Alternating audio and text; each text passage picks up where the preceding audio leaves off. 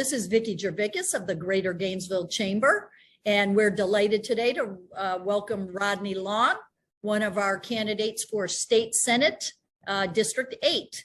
And Rodney's going to tell us a little bit about himself. For those of you who don't know them, he's one of our pros, I think, but he will give us an opening. We've got 5 questions for him, and then he will wrap it up for us, and we'll get to know him even better today.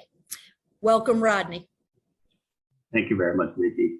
As you stated, I'm Rodney Long. I am a candidate for the newly created Florida Senate District 9, formerly Senate District 8. There is no incumbent in this particular race. Just a little bit about me. I'm from Gainesville. I was educated here, attended Gainesville High School, Santa Fe Community College, Howard University, University of Florida, and Aduna Bible College. I'm married to my lovely wife, Carol Long, of 35 years. We have 5 adult children, 3 of them are natural, 2 adopted, 11 grandchildren, 2 great-grandchildren. We have 2 for-profit businesses and 2 not-for-profit businesses. And I'm on the ministerial staff at Showers of Blessing Harvest Center. Just a little bit about my qualifications and experience for running for this office. I've had the opportunity to serve in public office on 2 local occasions here in Gainesville and Alachua County. I served on the Gainesville City Commission for 2 terms. 1 term as mayor. The Alachua County Commission, 3 terms, 2 terms as chair. I was elected by my colleagues at the Florida Association of Counties to serve as president of the Florida Association of Counties for 2 terms.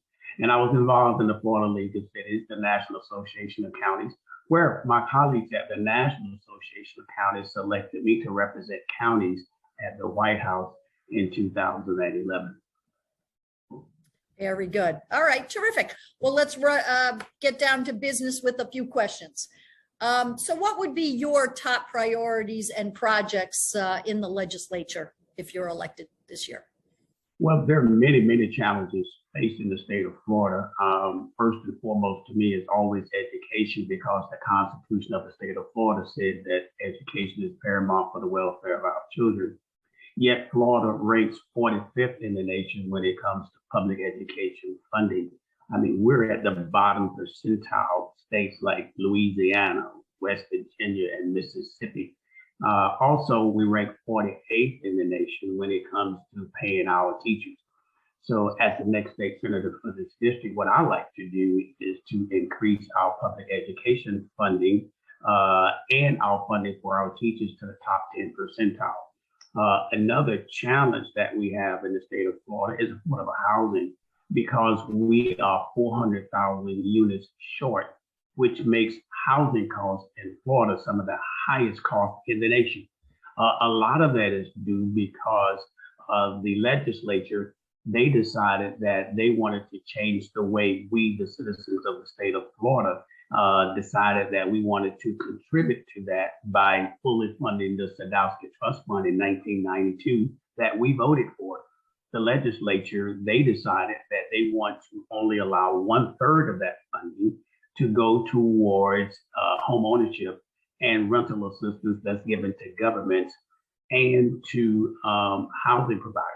What I like to do is, 1, go back and reach across the aisle with like-minded people who believe that housing is important, and repeal Senate Bill 2512 to restore full funding of the Sadowski Trust Fund. Finally, there's another challenge we have in the state of Florida, and it's related to housing, and that is the problem we have with people who are having problems with their homeowners insurance. I'm sure many people have received letters from their insurers canceling their homeowners insurance. Yet the legislature in May had a special session and they gave $2 billion to insurers, and none of those dollars were passed along to consumers. What I like to do is go back and try to make sure that, 1, we can repeal that and modify that and address this issue that we have when it comes to property insurance for people in the state of Florida. And there's some other challenges, hope that I'll maybe get able to talk about a little later. Okay, terrific. Well, that was a perfect segue, and I will reiterate that none of the candidates got the questions ahead of time, but that is a perfect segue to our next question, which has to do with insurance. Earlier this year, we saw a special legislative session devoted to the insurance crisis in Florida. Given Hurricane Ian's devastating impact around the state, what measures do you think should be proposed for next year? Well, first of all, we need to make sure that we stabilize the insurers that we have. And I think the $2 billion that the legislature provided for this trust fund begins the process. But there are no real guidelines that makes it important for those insurers to pass anything along to consumers. What consumers have to do now is they have to go and hire a roofer or a general contractor to go on top of their roof and take pictures and submit a letter that their roof has at least 5 years remaining in order for them to be even considered by the insurer to be reinstated. That is not the protection of consumers. What we're protecting that's not protection, I would say, of consumers that are here. What we're doing is continuing to bail out the insurers. So what we need to do, we don't need to wait until catastrophes happen like we have now with the hurricane. We need to make sure that we do that with insurance, stabilize them. And we need to make sure that we stabilize citizens insurance that the state of Florida is responsible for. So those are the types of measures that I think we need to do in order to make sure that we don't have these crises. We waited until we began to have this crisis with the insurers to even call a special session when we knew back then last year that we're going to be having a problem with insurers this year. Absolutely. Okay.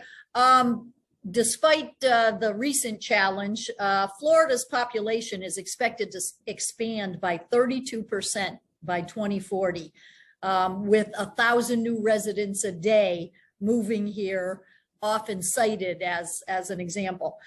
Given the profound implications of that for our state, what should the legislature be doing to get ready for this? Well, there are a lot of things that we can be doing. One, the infrastructure is not going to support 1,000 people per day. And what you're doing now is you're having people to move to cities, and most of them are moving to smaller counties now. They're not moving to the urban cities. They're moving to the small rural counties. And what that's doing is that's putting a real impact on infrastructure in those communities.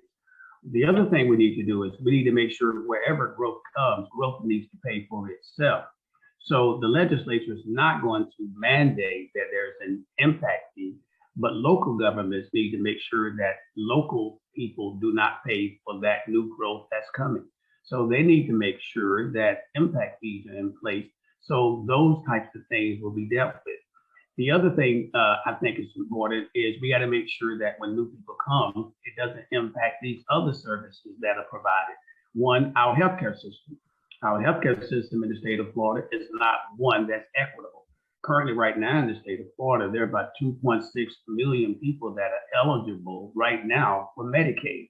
Yet the legislature is one of 12 states that has refused to expand Medicaid to 2.6 million people.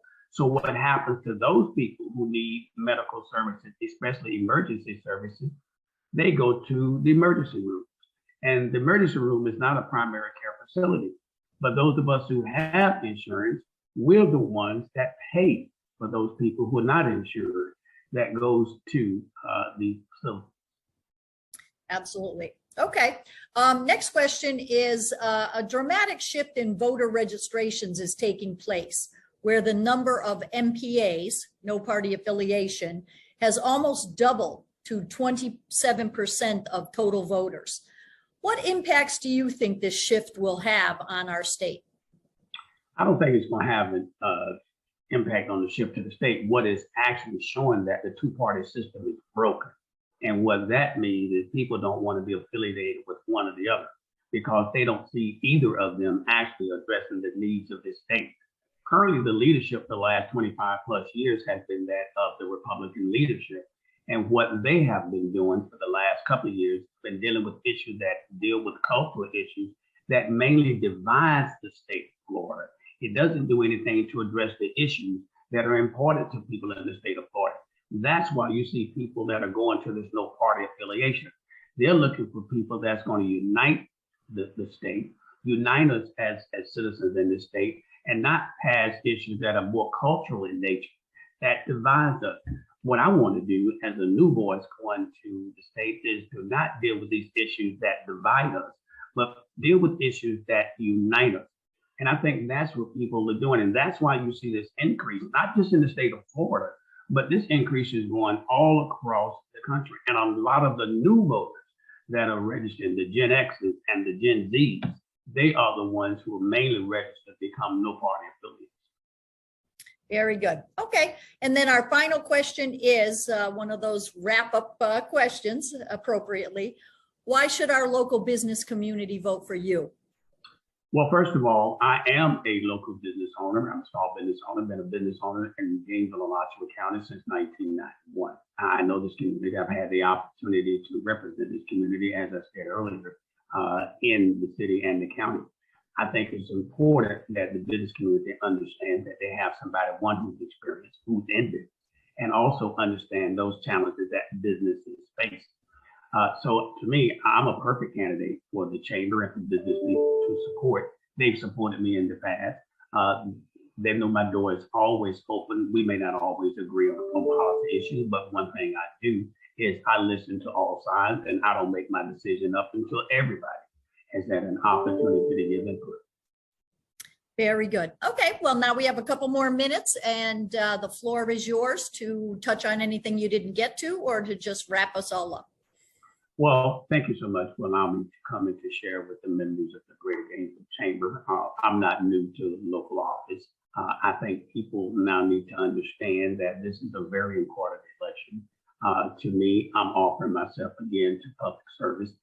To me, it's not about having an ego to serve in public office, but I think the state now needs to have somebody that has a different voice.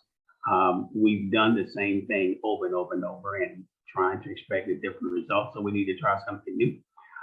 When it comes to local government, I believe that local government is best represented by people who are locally.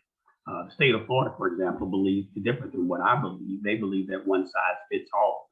I don't think we need to be making legislative decisions on issues that are affecting cities in South Florida that's going to affect us here in Gainesville. So one of the things that I want to support is the return back to local government home rule authority, where local governments have the opportunity to deal with issues that affect them locally and not to be preempted by the state legislature when it comes to issues that are local. We have gotten away from that in Tallahassee, and what we find is local government is not appreciated anymore in Tallahassee. So with me having a local government background, I want to go and find like-minded people, reach across the aisle in Tallahassee, and to make sure that they understand that local governments are part of government in terms of partnership, whether it's the state, local, and federal government. So I asked the members of the chamber to visit my website at www.rodneyloancenterdistrict9.com, review my qualifications and experience, and to give me an opportunity to continue to represent them, not at the local level this time, but in Tallahassee as their next board. Very good. Thank you so much, Rodney, for taking the time today. And as Rodney said, we at the Greater Gainesville Chamber want everyone to get out and vote in this important election. The election will be Tuesday, November 8th, and we will have information about all our candidates and dates and things you need to know on our website, greatergainesvillechamber.com.